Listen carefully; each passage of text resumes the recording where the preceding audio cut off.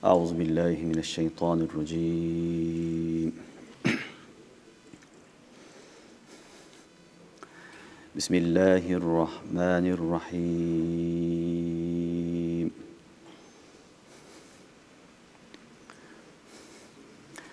ألف لام ميم.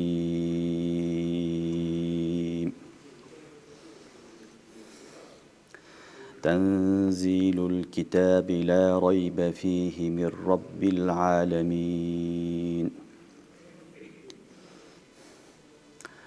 أم يقولون افتراه بل هو الحق من ربك لتنذر قوما ما آتاهم من نذير من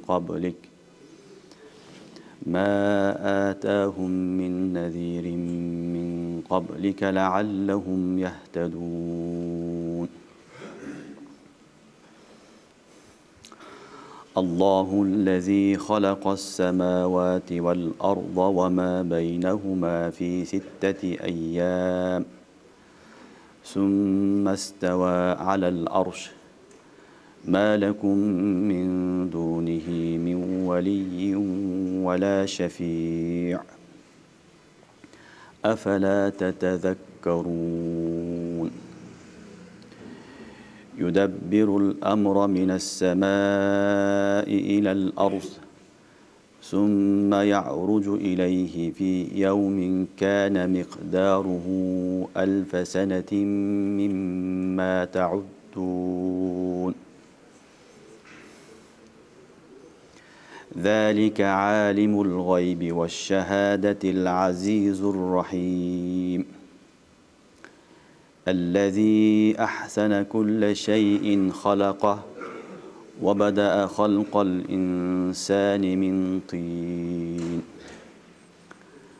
ثم جعل نسله من سلالة من ماء مهين ثم سواه ونفخ فيه من روحه وجعل لكم السمع والأبصار والأفئدة قليلا ما تشكرون. آمنت بالله صدق الله العظيم.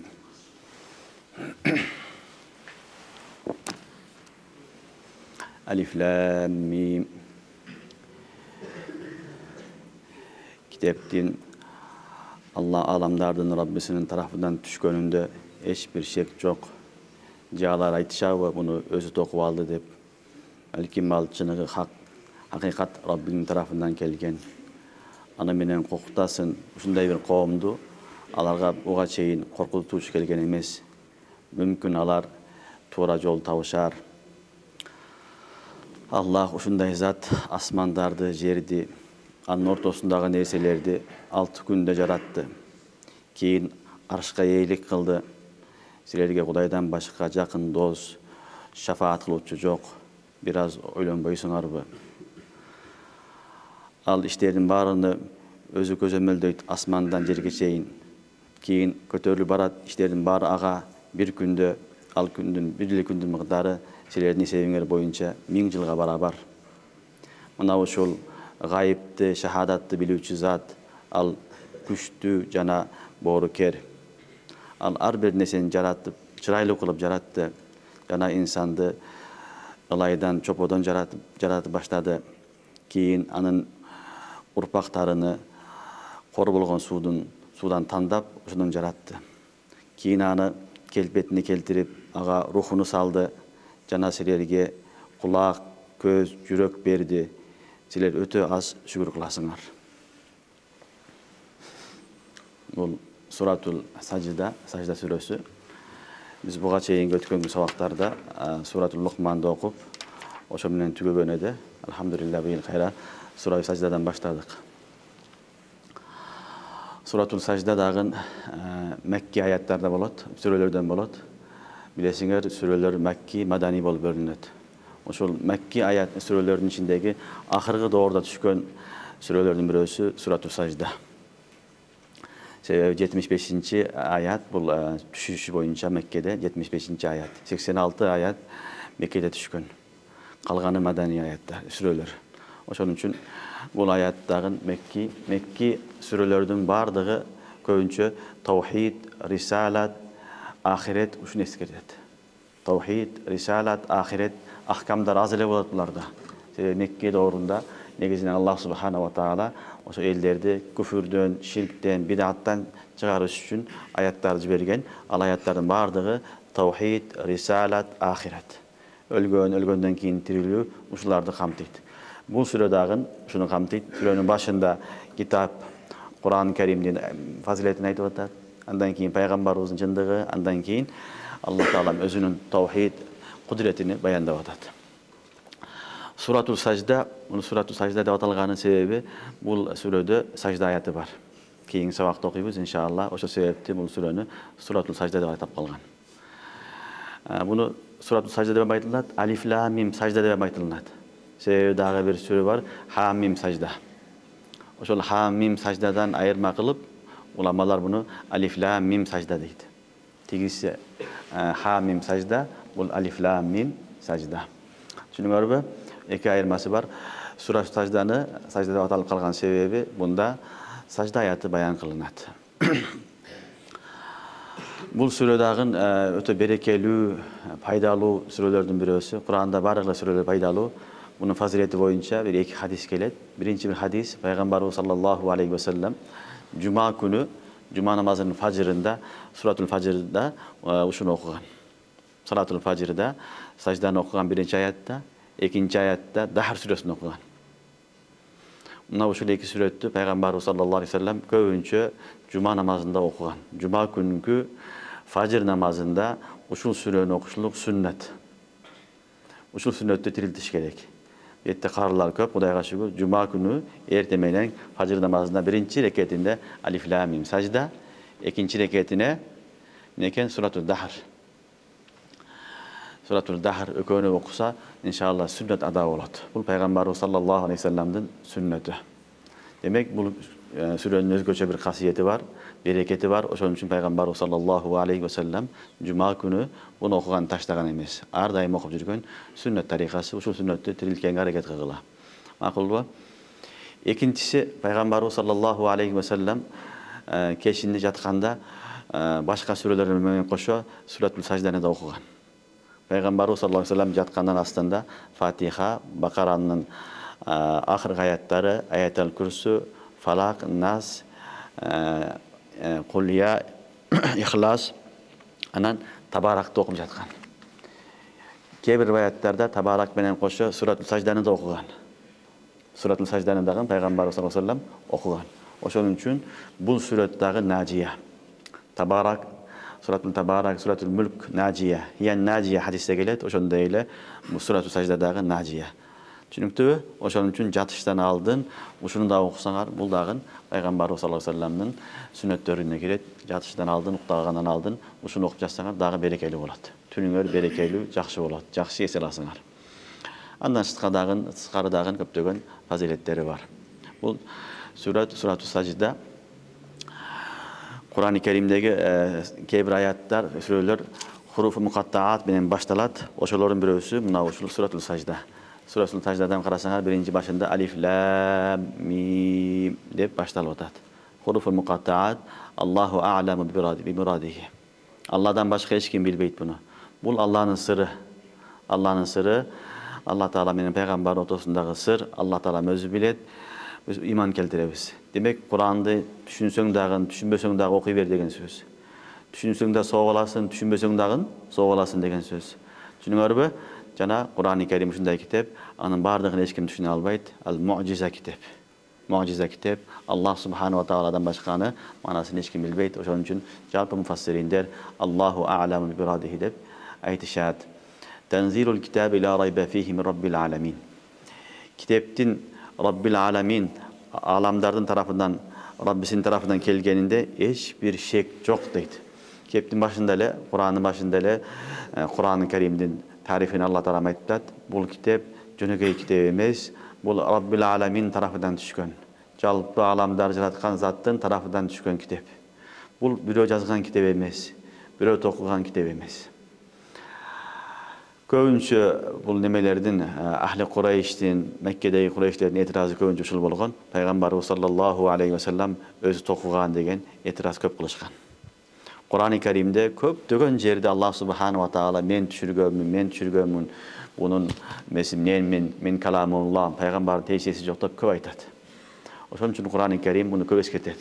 Ошолордун этиразынын бирөөсү Пайгамбарыбыз саллаллаху алейхи ва саллям өзү токуп алган, өзү оюндан чыгарган деген фикирлер айтышкан. Kur'an-ı Kerim'de сарахатан булардын баардыгын рад кылган. Бул бирөөдүн токуган китеби эмес.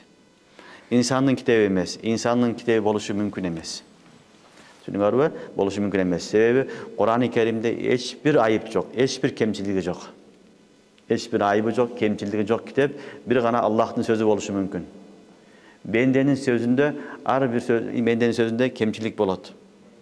Kemçillik bolat, ayıp boluşu mümkün, başka boluşu mümkün. Allah Subhanahu wa Ta'ala'nın sözünde hiçbir kemçilliği yok. Oşun üçün bul kemçilliği yok, ayıbı yok. Bir gana Allah'ın kitabı oluşu mümkün. Demek bul Allah Subhanahu wa Ta'ala'nın taraftan gelen kitap. La raybe fih. Anda şek yok. Min Rabbil Alamin. Rabbil Alamin'in tarafından kelgen ekendiginde hiçbir şek yok deydi. Düşünüyor mu? Tenzilul kitab la raybe fih. Tenzilul kitab, tenzil degen söz negizi asta akırın bölüp çürgönde aytılады. Düşünüyor mu? Bölüp çürgönde aytılады. Oşonçu Kur'an-ı Kerim inzalda, tenzilde bula beredi. Daf'atanda düşkön, bölüp de düşüngön. Bu yerde tenzilul kitab dep atat. Bu tenzilul kitab mubtada. La raybe fih birinci habarı. Min Rabbil Alamin ikinci habarı. Düşünüyor mu? İkinci terkibi tenzilul kitab mubtada, la raybe fih birinci habarı, min Rabbil Alamin hal. Çünkü Allah Teala'nın tarafından gelgendiginde hiçbir şek yok deydi. Bu kitapın ahvalını bayanlap atat. Bu Allah Teala'nın tarafından gelgendi. Em yekulun aftara. Cihalar anı tokup aldı dep aytışabı deydi. Anı çok tokugan yok. Bel huvel hak. Bal aytılgan vahiy, kitap, bu hakikat. Min Rabbik. Rabbinin tarafından gelgen hakikat. La litunzira kavmen. Al kitapta Allah düşürdü. Bir kavmga eskertүү beriş üçün, korkutuu üçün. Ma atahum min naziri min qablik. Sağa çeyin alarga eskertүүчү, korkutuuçu kelgen emes. La'allahum yahtadun. Mümkün alar hidayet tura yol taup kalar degen ayet var. Kafirler ayeti öttük. Köbünçe Peygamber sallallahu aleyhi ve sellem bunu öz tokugan dep aytışat. Bu жалган söz. Андай болушу mümkün emes. Sebebi Kur'an menen hadisni karasaňar ökөөнүн ортосунда айырма өтө чоң. Өтө чоң. Kur'andын tartibi başka, Kur'an'ın sözleri başkaça, Kur'an'ın uslubu, fasahat, balagatı başka, hadistiki başka. Hadistiki başka. Hadisler bardığı mahfuz elhamdülillah. Bütün hadisler mahfuz okup otasaňar, görösüňөр hadis menen Kur'an'ın tarzı, bayanı başka bir-biriga okşoboyt. Bir adam bir uçurda iki türlü süйлөбөйт. Doğru? Peygamber sallallahu aleyhi ve sellem bütün hadisleri okşoş bir-biriga kelgen. Ihması, söz bayandaması, fasahat, balagat özünçe. Kur'an'lık başka. Oşon üçün eger Peygamber tokup koygan bolsa, anda Kur'an'ды başkaça aytıp, hadisти başkaça söylögen toora kep kalat. Anday bolgon emes. Peygamber sallallahu aleyhi ve sellem'e kelgen vahiy al Kur'an, al endi Rasulullah sallallahu aleyhi ve sellem çeşmelegen sözler al hadis. Al özünün taraftan aytılgan al hadis Rasul sallallahu aleyhi ve sellem. Kur'an-ı Kerim'ge Peygamber'den hiçbir değişesi yok. Peygamber'in sözü emez. Bardığı Allah'ın sözü. Kalamullah Allah'ın sözü. Cebrail amin arqulu Peygamberimizin yüreğinden düşkön. Ala kalbik. Peygamber yüreğinden düşkön. Peygamber sallallahu aleyhi ve sellem ümmetke yetkizgen. Oşun üçün Kur'an-ı Kerim çınlığı, hakiki kitap, ahırgı kitap, hidayet kitabı, anda hiçbir şek, şubuha yok. Düşünüyor mu? Bundan oşun Allah subhanahu wa ta'ala aytı vatat. Em yekulun aftara, bel huvel hakku min rabbik. Litunzira qawmen ma atahum min nadiri min qablik. Şunday qawmga eskertүү ber deyt. Alarga buga çeyin, saňa çeyin kim kelgen emes? Nazir. Nazir degen korkutucunu aytat. Eskertet, biroq korkutup eskertet. Başir degen eskertүүчү, biroq başarat menen, sүйүнчү, жакшы кабар menen. Düşünüňөрбү? Yerde saňa çeyin alardı korkutkan adam kelgen emes dep atat. Bul degen söz jakın aralıkta degen manası var. Jakın aralıkta, saňa çeyin jakın aralıkta alarga bir peygamber kelgen emes degen söz. Düşünüňörбү? Себеби буга чейин да пайгамбарлар келген. Бирок жакынкы аралыкта пайгамбарыбызга чейин арабтарга пайгамбар келген эмес. Мисалы арабтарга акыркы пайгамбар болуп Исмаил алейхиссалам келген. İbrahim aleyhisselam, İsmail aleyhisselam, İbrahim aleyhisselam, İsmail aleyhisselam менен кошо Хажирени өзү алып келип Меккеде жашаган. Буну окуганбыз өткөн сабактарда. Туурабы? Меккеде жашаган, Меккеде İsmail aleyhisselam чоңойгон, экөө чогуу эмне кылган? Кабаны курган, бүт бардыгы Меккеде болгон. Ошол Курейш, ошол жерде жашаган элдин арасында болгон. Бирок алардын жакын арада пайгамбар келген эмес, кийин анан көп жылдан кийин анан арабтардан анан пайгамбар саллаллаху алейхи вассаламды Алла Таала чыгарган пайгамбар кылып. Ошон үчүн айтып атат Кур'ан-ы Каримде "Матахум мин назири мин qablик" жакын арада сенен алдын буларга пайгамбар келген эмес. Ошондой жахыл коомду сен эскерткен деп Аллах субханаху ва таала пайгамбарыбызга өкүм кылып атат. Түшүнүңөрбү? Себеби Бани Исраил келе берген. Бани Исраилдердин акыркы пайгамбары Иса алейхиссалам. İsa aleyhisselam менен пайгамбарыбыздын арасында эле фатырат немеси 570 жыл айырмасы бар. Ал эми акыркы пайгамбар арабтарга келген Исмаил алейхиссалам. Исмаил алейхиссаламдан тартып пайгамбарыбызга чейин пайгамбар келген эмес. Ошол аралыкта айтып атат, жакын арада пайгамбар келген эмес дейт. Пайгамбар келген эмес балдар, бирок пайгамбарлардын таалиматтары, алардын хидаяттары көп жыл бою өмүр сүргөн, элдин арасында болгон. Ошон үчүн пайгамбарыбыз саллаллаху алейхи вассалам дагы пайгамбар болушуна чейин эмне кылган? Ибрахим алейхиссалам дининде ибадат кылган. Гары Хирада болгон окуялардын бардыгы эмне болгон? Ала миллати Ибрахим. Ибрахим алейхиссаламдын динин негизинде болгон. Арабтарда баары эле мушрик болуп кеткен эмес ошол доордо. Мутавахид, таухидти сүйгөн адамдар да болгон. Жахилият доорунда эле ошол таухидти сүйүп, буттардан алыс болгон адамдар болгон. Алыс болгон адамдар болгон. Мисал жахилият доорунда эле кээ бир риваяттар келет, хадистерде буттарга атап союлган малдарды жебеген адамдар болгон. Буттарга арнап союлган малдарды жебеген адамдар болгон. Алар ошол бутка союптун, сен Кудайга арнаган жоксуң деп эмне кылган? Ошону жегиси келген эмес. Ушундай сахабаларда болгон, жахилият доорунда эле. Ошон үчүн жахилият доору болгон, бирок пайгамбарлардын алып келген дини, таалиматтары келген үчүн алар ошолордун негизинде жашап келген. Бирок көпчүлүк адамдар бутка сыйынып бузулуп кеткен доор болгон. Мына ушуну айтып атат Аллах субханаху ва таала, сага биз бердик хакыйкатты, сен аны менен эскертесиң ушундай коомго, аларга буга чейин, сага чейин жакын аралыкта пайгамбар келген эмес, лааллахум яхтадун. Мүмкүн алар ушул жолду, туура жолду таап, хидаят таап калар деген аят менен Аллах субханаху ва таала эскертип атат. Эми кийинки аятта Аллах субханаху ва таала өзүнү тааныштырып атат. Аллах ким? Жаратуучу ким? Өзү тааныштырып атат. Аллаху лази халакас самавати вал арз ва ма байнахума фи ситтати айям. Аллах ушундай зат асмандарды, жерди, анын ортосундагы нерселерди баарыны 6 күндө жаратты дейт. Аллах субханаху ва таала өзүнү тааныштырып атат. Ар дайым Алла Таала афакы немелер менен өзүн тааныштырат, билесиңер. Афакы далилдер менен Алла Таала тааныштырат. Бул жерде дагы асмандар, жер, 7 кабат жер, 7 кабат асман, ва ма байнахума ортосундагы бүт махлукту жараткан зат ушулардын бардыгына 6 күндө жаратты дейт. Ортосундагы фериште, аба, булут, шамал, инсан, жин, хайванат, набатат, жамадат, суунун ичиндеги бүт махлуктун бардыгына Аллах субханаху ва таала 6 күндө жараткан. Түшүнүңөрбү? Кур'ан-ы Каримде Алла Таала айтып атат. Хадисте дагы пайгамбар саллаллаху алейхи вассалам айтат. Неме күнү башталган? Яумул ахад башталган. Яумул ахад дегени дем алыш күнү. Түшүнүңөрбү? Жекшемби күнү баштап жума күнгө чейин Алла Таала жаратып бүткөн бардыгына. Мына ушул 6 күндүк аралыгында асман, жер, анын ортосундагы бүт бардыгын Аллах субханаху ва таала жараткан. Түшүнүңөрбү? Мына ошону Алла Таала айтат. Аллаху лази халакас самавати вал арз ва ма байнахума фи ситтати айям. Асмандарды, жерди, анын ортосундагы бүт махлуктун баарыны 6 күндө жаратты дейт. Аллах кааласа күн фаякун болот. Түшүнүңөрбү? Аллах кааласа күн фаякун.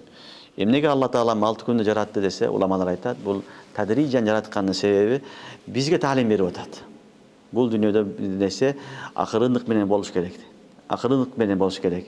Бир заматта болуп калбайт деп эскертип берип атат. Адам bir zamatda эле awliya болуп калбайт, bir zamatda эле балага жетип калбайт, bir zamatda эле чоң болуп калбайт. Аста-аста, акырын-акырын барып анан чоңойот, анан балагата жетет, анан awliya болот, анан мансаптуу болот, башка болот. Бүт бардыгы аста-аста болот. Ошо таалим бериш үчүн Аллах субханаху ва таала асманды, жерди, аралыктагы нерселердин баарыны 6 күндө жараткан. Болбосо Аллах тааланын күн фаякун десе болот.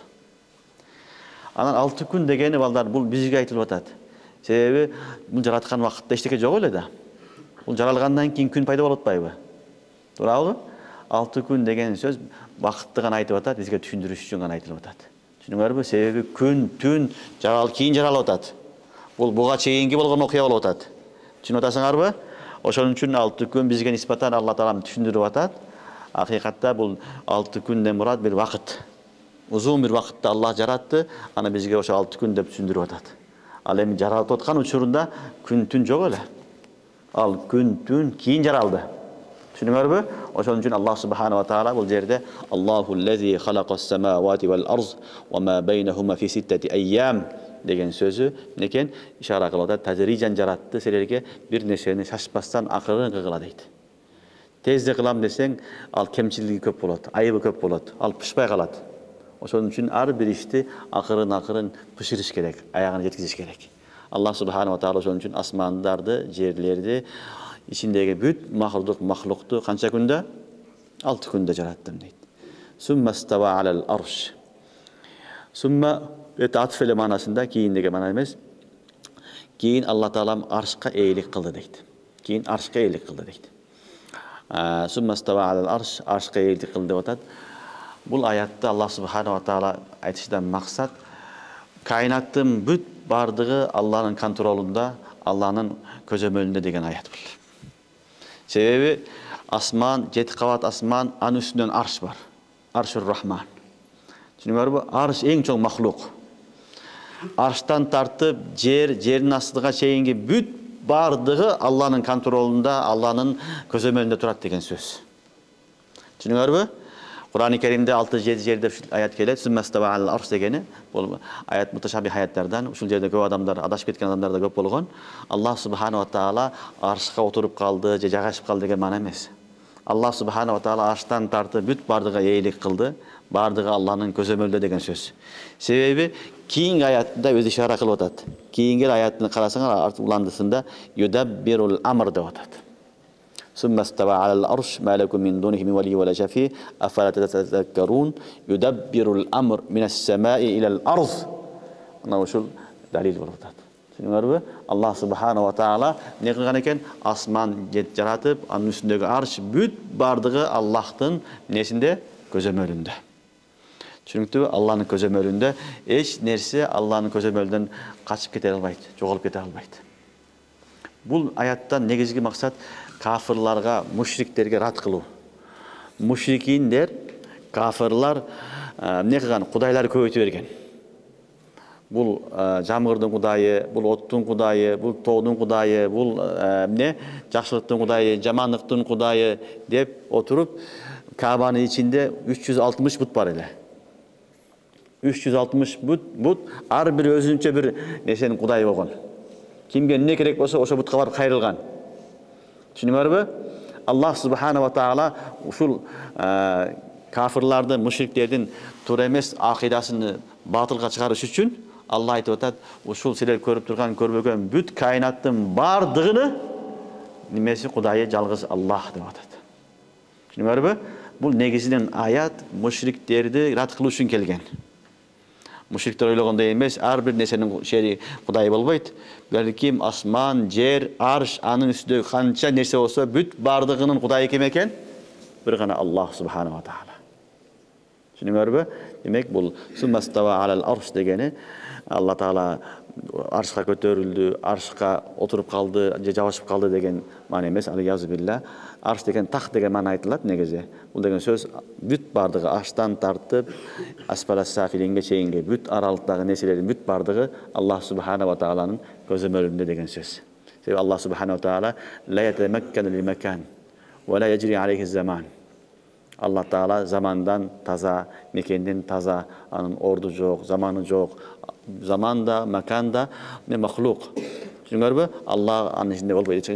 Halik mahlukun içinde hiç kaçan olmaydı. Oluşu mümkün değil emas. Onun için summastava alal arş degeni arştan tartı büt bardığına ne kıldı? Eğilik kıldı Allah'ın kudretinde, Allah'ın közömölünde. Ma lekum min dunihi min veli ve la şefi'. Emi aytып bardıq Allah'ın közömölünde bolgandan keyin emi silerge Kudaydan başka jardan berүүчү jana şafaat kılуучu жоқ deydi. Veli dost. Jardan berүүчү jana şafaat kılуучu hiç kim жоқ deydi. Emi kutulam deseng birle jol Kudayдын aytkanını kıl, Kudayдын kulu bol, oşondo gana kutulasın. Başka jolu yok. Senin butların, bayağı Kudayçaların seni Kudaydan kutkara albaydı. Senin jakın dosun bola albaydı. Degen ayatta Allah Subhanahu wa Taala bayandap atat: "Ma lekum min dunihi min veliyyi ve la şefi'." Silerge Kudaydan başka hiçbir jardan berүүчү jana şafaat kılуучu жоқ deydi. Albatta kıyamet günü şafaat kıladigan adamlar bolat. Peygamber şafaat kılat, alımlar, qarılar, şahitler, salihinler var. Biroq bi iznihi Kur'anda keledi. Bi iznihi. Büt bardığı Allah'ın ruhsatı menen. Hiç kim özünden özüyle çıkıp alıp bir şafaat kıla almaydı. Çünkü Allah kimge ruhsat berse, oşo gana şafaat kılışı mümkün. Alem bir yerde Allah Teala kattu aytıp atat: "Ma lekum min dunihi min veliyyi ve la şefi'." Silerge Kudaydan başka hiçbir jakın dosuңar жоқ, jana şafaat kılуучu жоқ. "Afala tetezekkerun." Siler emnege oylanboysuңar deydi. Em oylongula dep atat. Oylongula bul Kudayga sıyınbagıla, butlarga sıyınbagıla, bul taşlarga sıyınbagıla, otga sıyınbagıla, Kudayga sıyıngıla. Oşol gana silerge jardam beret, başka bul otuңar, taşıңar, suuңar, başka Kudayçalaňar silerge hiç kaçan payda berбейт. Akılıňarga kelgile dep Allah Subhanahu wa Taala esketip atat. Demek Kur'an-ı Kerim'de Mekke ayetler bit bardığı ne kılgan? Vasaniyet butparastыкты kattu inkar kılgan. Butparastık şirk en çoğun günü.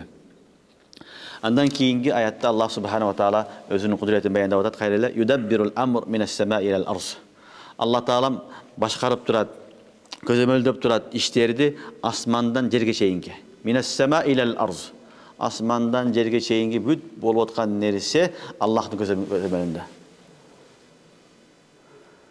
Ve la yasqutu varaka illa ya'lemuha. Kıskası Allah Taala'nın bolup atkan ar bir neseni, ar bir uçurda barını bilip turuvchi zat. Demek yudabbirul amr minas semai ilal arz degeni közömölünde turat, bardığının kontrolünde turat degen söz. Tadbir degen söz bilip algıla. Bir neseni baştap ayağına çıkarganda aytılат. Yudabbirul amr, mudabbir dep koyat. Hada racul mudabbir deydi. Mudabbir me degeni? İşine pukta, jakşı kılgan işini ayağına çıkarat degen söz. Şunun köpçülük adamlar iş kılat dagın ayağına çıkarbaydı. Çala kete beret, bunun çala kılıp koyat, bunun çala kılıp koyat, şunu kete beret. Hiçbir işti ayağına çıkarbaydı. Şunun Allah Subhanahu wa Taala yudabbirul amr dep atat. Allah ne iş kılsa ayağına çıkarat. Allah'ın işi çala boydan kalbaydı. Bütpey kalbaydı. Bizdeki çala bolup kalışı mümkün, ayağına jetpey kalışı mümkün. Biroq Allah Subhanahu wa Ta'ala'nın kanday emes. Yudabbirul amr minas semai ilal arz. Asmandan tartıp jerge çeyingi işlerin büt bardığını ayağına çıkarat. Büt bardığını ayağına çıkarat. Çala kalıp ketpeydi. Düşünüňärmi? Başladı mı? Jarattı mı insandı? Jarattı. Al jaralgan insan oşo oydan kalbaydı. Allah manı bagat, ösüröt, çoňoýtot, andan keyin ölöt, ölgönden keyin kayra tiriltet, tirilgenden esep kitep alıp kelet. Büt bardygy yudabbirul amrdyň manasy beret. Gördüňärmi? Çala kalıp, jogolup ketpeydi al. Allah'ım öldüröt, kayra tiriltet, esep kitep bolat, beşike dozok kalıp kelet. Oşolor bardygy şeyin ne kılat? Ayağına çen çıgarat işte. Sebebi Allah Subhanahu wa Taala kılgan işini ayağına çıgarat, anın işi kalıp ketpeydi.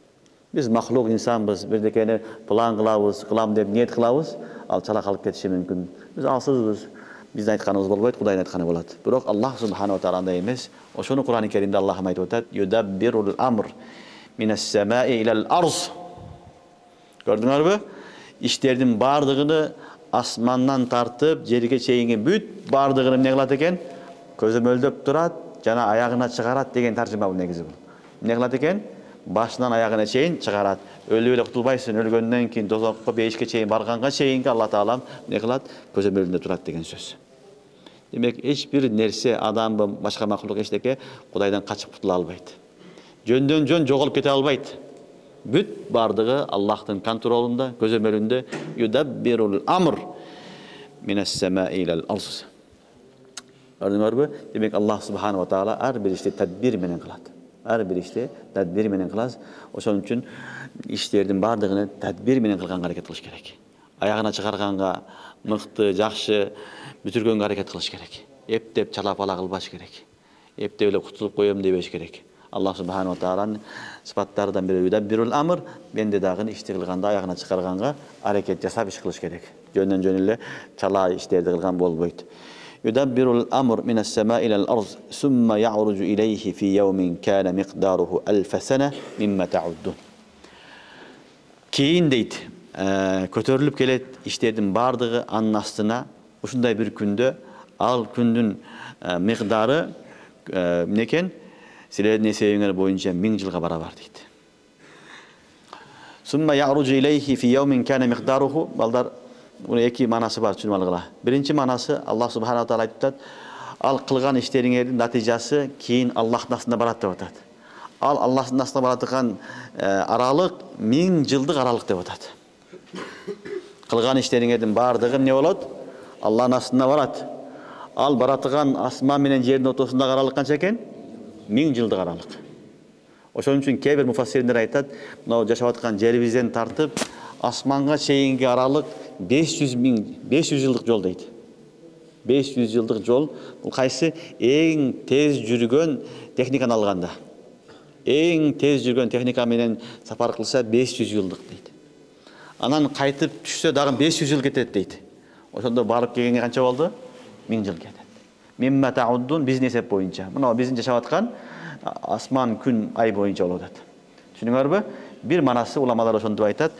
Summa ya'ruju ilayhi fi yawmin kana miqdaruhu alf sanati mimma ta'uddun. Keyin araja ya'ruju kötörülgen aytılат. Kötörülüp barat deyt. Oşol işlerдің bardыгы natijасы Allah'ın astına şunday күндө al күндүн miqdары ölçömü alf sanati mimma ta'uddun. Sizler esebiңер boyunca kança deyt? 1000 жыл deyt. Demek Allah jaratkan şul asman menen жердин ортосунда 1000 жылдык масафа бар балдар. Allah özü bilet.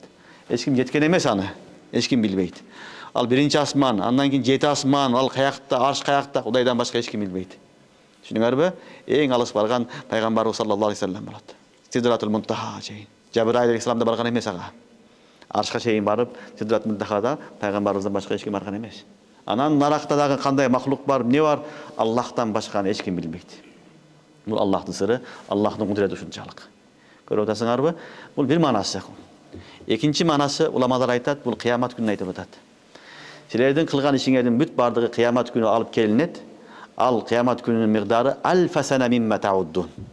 Bir gün kançaga barabar deyet? Bir gün sizlerдің 1000 жылыңарга barabar dep atat. Kıyamet günü 1000 жылга barabar dep atat. Түшүнүңөрбү? Бул жерде ушундай деп атат. Башка жерде Кур'ан-ы Каримде Allah Subhanahu wa Taala ta'ruju ilayhi'l malaikatu var ruh fi yawmin kana miqdaruhu 50000 sene. Şuna ayet var mı? Ta'ruju ilayhi malaikatu var ruh fi yawmin kana miqdaruhu 50000 sene. Bir gün bolat kıyamet günü aytып Allah Taalam al günü ferişteler ruh bardığı kelet dep atat. Al günün miqdarı 50000 sene. 50.000 жыл деп атат. Жетте 1000 жыл, ал жерде 50.000 жыл деп атат. Уламалар айтат, кыямат кайымдын бир эле күн болот, бирок көлөмү ар түрлүү болушу мүмкүн. Бул адамдарга жараша. Адамдарга жараша, акыбалга жараша бирөө үчүн 1000 жыл болушу мүмкүн, бирөө үчүн 50.000 жыл болушу мүмкүн дейт. Түшүнүңөрбү? Бул кыямат ушундай коор күн, Алла Таалам баарыбызга жеңил кылсын. Хадистерде Пайгамбарыбыз саллаллаху алейхи ва саллям айтат, мусулман үчүн баягы farz namaz vaktinde ile olat deydi. Müslüman için kasalatil maktuba ne degeni? Farz namaz siyahtı ile olat deydi. Farz namazga kança 5-10 minut vaqt alat, oşonda ile olat deydi. Allah Taala barızı için jеңil kılsın. Al emi kıyındayım degenlerinde kafirlarga özgöçe mujrimlerge Allah Taala 1000 жыл, 50.000 жылдай kılıp uzatıp koyat deydi. Bunun misalını ulamalar aytат. Misалы, iki adam uktap atат. Bir adam den soluğu taza namazını okudu, жатты, har da uktады. Bağımdatқа тұрды. Айтат, мен жаңылы жаттым деймін, тұрдым дейді. Тұрабы? Өзі 6 saat, 7 saat uktады. Bir saat uktagандай эле болдум дейді. Экинчи жанында бирөө жатат. Ал кесел, ооруп атат. Анын үчүн bir түн кандай болот? Өтө узун болот. Качан таң атат деп, анын үчүн не болот? 5 сааттык уйку, 50 сааттык, 100 сааттык уйкудай болушу мүмкүн. Таң атпай кыйналат ал. Себеби ал ооруп атат. Ооруп аткан адамга түн таң атышы кыйын болот. Берги адам не кылат? Хар деп ukтай берет. Пышылдап ukтай берет. Түшүнүңөрбү? Ошонун үчүн не болду? Бир эле адам үчүн жеңил болушу мүмкүн, кыйын болушу мүмкүн, бул болушу мүмкүн Аллахнын кудуретинде. Аллах субханаху ва таала кыяматтагы эсеп китеп кыяматтын күнүнү мусулмандар үчүн жеңил кылат. Ал эми кафирлар үчүн ал күн некен? Бул жерде 1000 жылга барабар. Kiyingi ayette "Ta'rucu ileyhim meleketür ruh fi yevmin kana miqdaruhu 50.000 sene 50 yılga beraber de otat. 50 yılga beraber de otat. Allah Teala'm jengil kılsın, asan kılsın. Demek ne oldu? Bayağılı söz Allah Subhanahu wa Taala jön taştap koyboyt. Oşol jaratıp, keyin biz ölgöndөн keyin kayrat tirilip, büt bardığı Allah'ın aslında barat. Kılgan jakşılыгыбыз, жаманыбыз büt bardığı natija Allah'ın aslında varat. Oşonu aytып atat. Al zat uşunday zat. Yudabbirul amr minas semai ilal arz. Asmandan jerge çeyin büt bardın közömöldü anın kolunda. Summa ya'rucu ileyhi fi yevmin kana miqdaruhu alf seneti mimma ta'uddun. Keyin kılgan işiңердин büt natijası Allah'ın huzuruna varat. Al bir gün sizler eseğiңер boyunca 1000 жылга barabar deydi. Mına uşul zalike alimul gayb ve şehade. Mına uşul Allah gayipti da bilgen, şehadatты da bilgen Allah, al kanday Allah, al-aziz, al-rahim, al öte güçlü, al-galip, al-rahim, öte boğurker, öte mühürümdü. Zalike alimul gayb ve şehade. Zalike alimul gayb ve şehade, bul ilahtın, Allah'tın kana sıfatı. Alimul gayb ve şehade. Gayipti da bilet, nende bilet? Şehadatты da bilet. Gayip degeni mağaba anna, bizin közü görünmegen gayip. Düşünüңөрбү? Şahada көз менен көрүнүп турган айтылат. Бул алимул гайб ва шахада бизге нисбатан айтылып атат. Биз бирдекени көрбөй калабыз. Аллахка баары бирдей.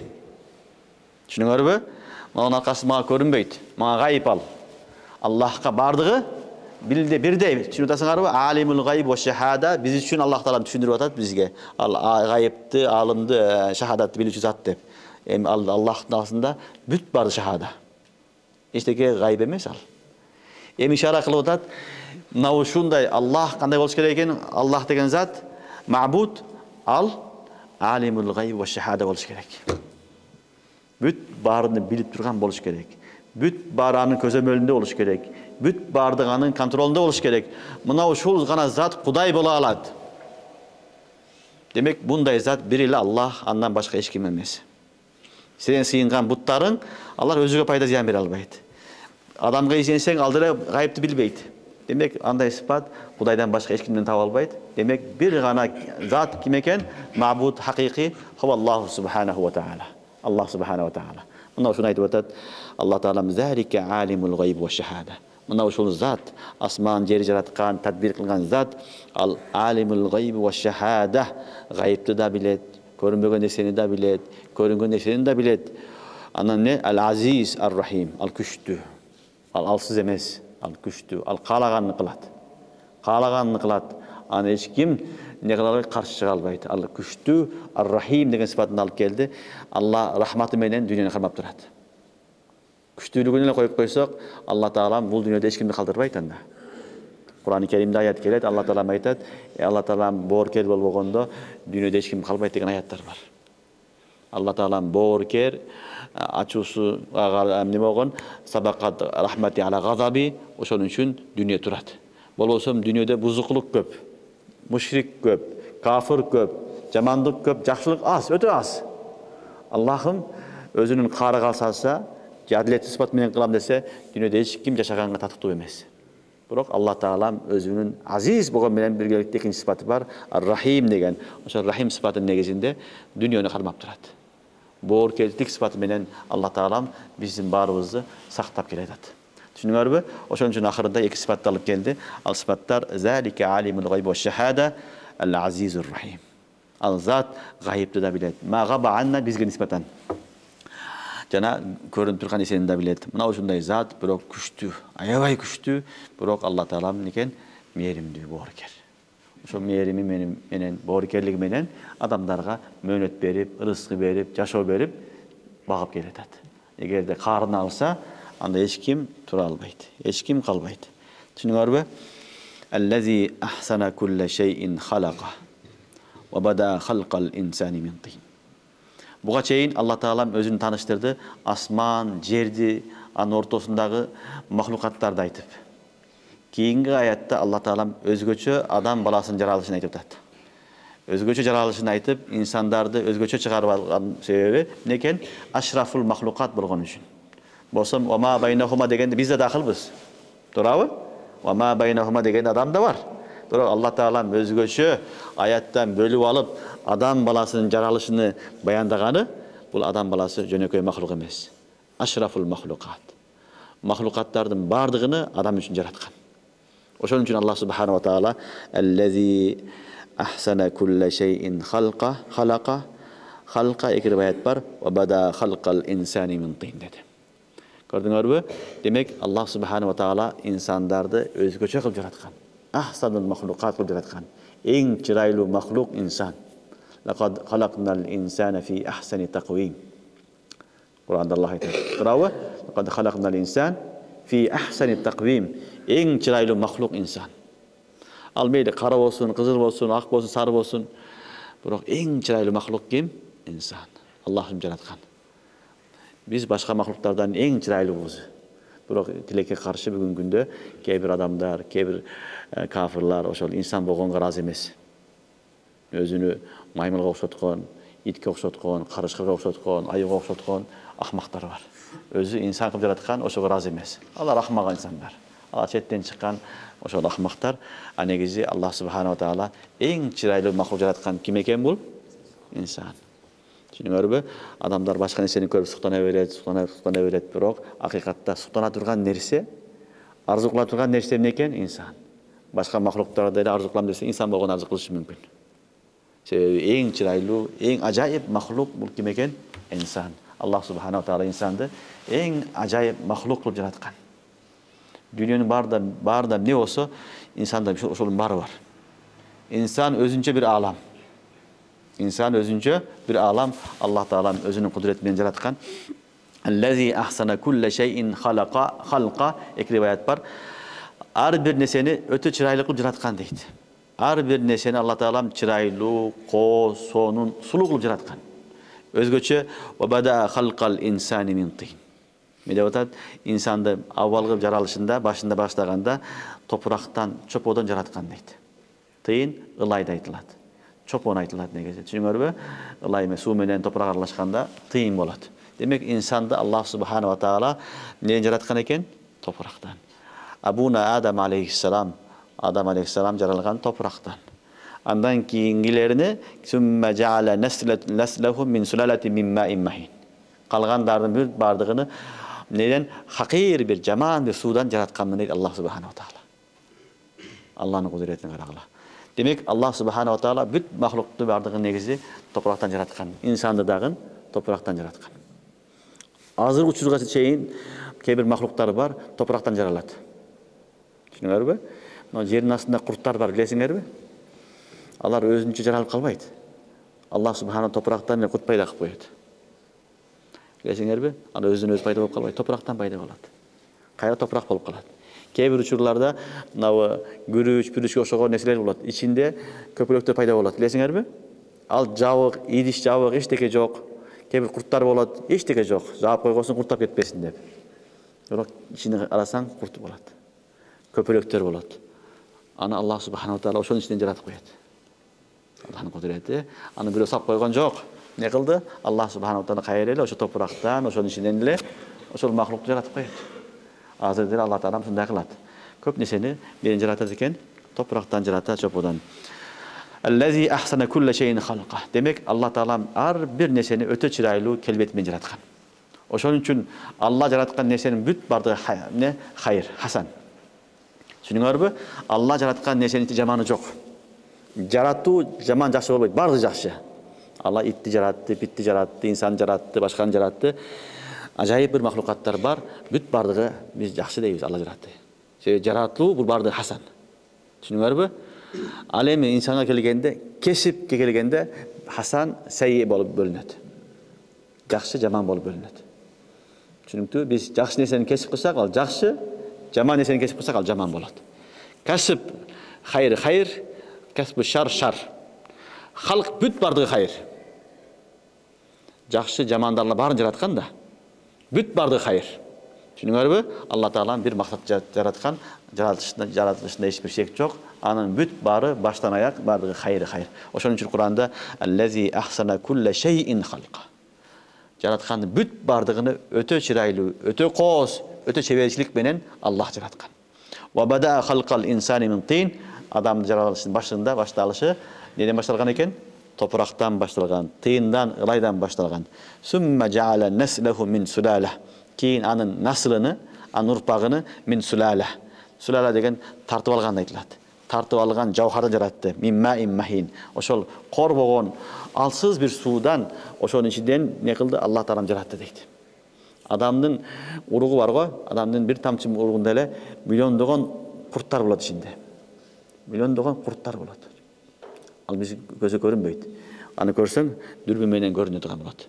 Ар бир адамдын эле эмес, жаныбарлар бүт бардыгынын бир тамчы уругунда миллиондогон махлук болот. Көрсөң таң каласың. Алланын кудурети миңдеген, жүз миңдеген, миллиондогон махлук бар. Ошолордун бардыгынан бала боло бербейт, адам жаралбайт. Ошонун ичинден бир эле нерсени Алла Таалам не кылат? Инсан кылып жаратат. Бул Алланын кудурети, кичинекей нерсени көргөнүң менен бир тамчы суу, анын ичинде миллиондогон махлук бар. Субханалла. Башың айланып калат. Аллах субханала таала ушундай зат. Сумма жаала наслаху мин сулала мин маин махин. Кийин адам баласыны Алла Таалам топурактан эмес калганына, ошол арзыбаган жаман суу кийимиңе кийсе, кийимиңе жаткылаткан суудан жаратты деп атат. Көрдүңөрбү? Алланын кудурети. Алланын кудурети, Алланын сүннөтү бир нерсени башын жаратса, ага зарарчылык жок болсо, аны жоготуп туруп, кийин башка тарикка менен жарата берет. Башында Адам алейхиссаламдан башка эч ким жок болгон үчүн адам топурактан жаратты. Кийин адам жаралгандан кийин, эми топурактын зарарчылыгы жок болгондон кийин адамдан адам жаратат койду Алла Таалам. Адамдан адам жарала берет кыяматка чейин. Бул Аллах Тааланын кудурети. Ал дагы бир эле тамчы сууда эмне болот экен?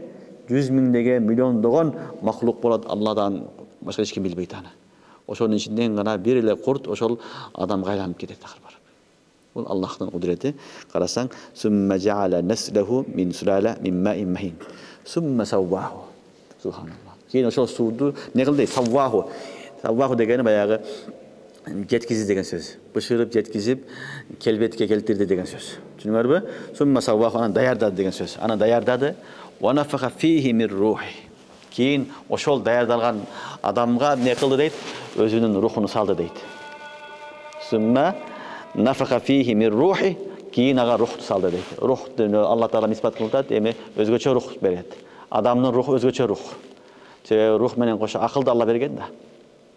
Биз башка махлуктан айырмабыз эмнеде? Акылда. Башка махлукта рух бар. Аларда жан бар. Бирок айырмабыз эмнеде экен? Рух маал акыл. Ошон үчүн ва нафаха фихи мир рухи. Алла Таалам өзгөчө жандык берди, өзгөчө акыл берди.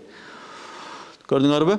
Демек адам бир тамчы суу, анан ал жетип даярдангандан кийин 4 айдан кийин Алла Таалам фериштерин жиберип, фериште рух салат. Эң кызыгы эненин рахмында турган баланын баягы эненин рахмында турганда ал жерде эч бир кире турган жери жок. Эч бир ал рахмдын тешиги болбойт. Фериште каяктан кирет? Алланын кудурети. Алланын кудурети. Түшүнүңөрбү? Алланын кудурети.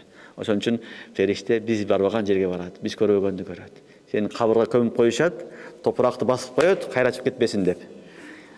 Кабат топурак салып басып коет, бирок фериште келет. Мункар накир келет. Ман раббук, ма динук, ман хадар ражул. Көрдүңөрбү? Бул Алланын кудурети. Ошондой эле адамдын ичинде ага эчтеге кириши мүмкүн эмес болгон жерге дагы Аллах субханала таала эмне кылат экен? Фериштени киргизет, жөнөтөт. Ошол фериште барып, ва нафаха фихи мир рухи. рухту салат. Анан жан кирет. Анан жан киргенден кийин дагы адам баласы 5 ай ошол жерде жашайт. 9 ай, 4 ай, 5 ай кошуп, анан 9 ай дегенде анан Алла Таалам не кылат? Эненин курсагынан бул дүйнөгө алып келет. Бул дүйнөгө алып келет. Бул Аллахтын чеберчилиги. Аллази халака кулла шейин. Көрдүңөрбү? Залика не болду? Аллази ахсана кулла шейин халка. Шунда чеберчилик менен Аллах субханаху таала адамды дүйнөгө алып келет. Анан дүйнөгө алып келгенин таштап койбойт аны. Таштап койбойт. Аны Алла Таалам өзү не кылат? Багып, чоңойтуп, анан ахыры өлүп кетесиң бул дүйнөдөн. Дагы эле кутулбайсың. Кайра тирилтет. Эсеп китеп болот. Бүт бардыгы. Мына ушунун бардыгы юдаббирул амр минас самаи илал ард деген түшүндүрөт. Түшүнүп атасыңарбы? Сумма жаала наслаху мин сулалати мин маин махин. Кийин адам баласынын калгандарынын бардыгыны арзыбаган, эң начар судан пайда кылды дейт. Сумма савваху ва нафаха фихи мин рухи ва жаала лакумус сам вал абсар вал афида қалилан ма ташкурун. Эми энени курсаганда эле силерге Алла Таалам көз берди, кулак берди, жүрөк берди. Қалилан ма ташкурун. Силер өтө аз шүгүр кыласыңар дейт. Эми Аллага шүгүр кылбайсыңар дейт. Жок жерден пайда кылды. Жок эден пайда кылды. Пайда кылып өзүнүн кудурети менен сага бүт бар нематыны берди. Эми ушундай Кудайды таштап, каяктагы болбогон бир ташка отко сыйынып жүрөсүң. Деп Алла Таала эмне кылды? Наразы болуп, "Қалилан ма ташкурун." Силер өтө аз шүгүр кыласыңар деп атат. Демек, Алла берген нематтар чексиз тугандар. Байлык эле карабаш керек. Алла берген өзүңдүн денең, көзүң, мурдуң, кулагың, жүрөгүң, сүйлөп аткан оозуң, ушул өзү чоң немат.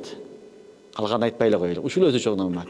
Эчтекең жок болсо деле ошол өзүңдү карап эле Аллага шүгүр дей бериш керек. Бирөөнүн көзү жок, жүрөт. Бирөөнүн кулагы укпайт, бирөөнүн тили сайрабайт, бирөөнүн путу баспайт, бирөө жүрөгү ооруп атат. Сен Кудайга шүгүрсүн. Ошон үчүн Кур'ан-ы Каримде Алла Таала айтат: "Меде айтып атат: "Ва жаала лакумус сам'a вал абсара вал афида қалилан ма ташкурун." Силерге Алла Таалам энени курсаганда эле не көз берди, кулак берди, жүрөк берди. Эми шүгүр кыгыла дейт. Демек Алла Таалам не кылды? Өзүнү эки жол менен тааныштырды. Биринчи асман, жер жаралышын айтты. Анан да мен жараттым деди. Анан өзгөчө инсанды айтты. Мен жараттым деп, кандай жаралгандыгын айтып, баяндады. Эми айтып атат: "Меңе шүгүр кыгыла, мага ибадат кыгыла" деп атат. Шүгүр ибадат менен болот. Түшүнүңөрбү? Жараткан затты унутпастан, ошого сыйынуу мына ушул шүгүр. Кудайга шүгүр эле деп жүрсөң, шүгүр болуп калбайт ал. Кудайга шүгүр де, бирок итаат да кыл. Намазыңды оку, орозуңду карма, закетиңди бер, ибадатыңды убагында аткар. Ошондо сен Аллага шүгүр да кылган болосуң, эмне болот? Ибадат да кылган болосуң. Демек, бул аятта Аллах субханаху таала ибадат кылууга жана хакыйкый маъбуд, хакыйкый Кудай ким экенин тааныштырып кетти. Аллах субханаху таала баарыбызга тауфик берсин, шүгүр кылганга, Алланын таанып жашаганга насип кылсын. Анан эч качан эмени ахиретти унутпаш керек. Ахиретти унутпаш керек. Ахирет өтө жакын. Ахирет бар.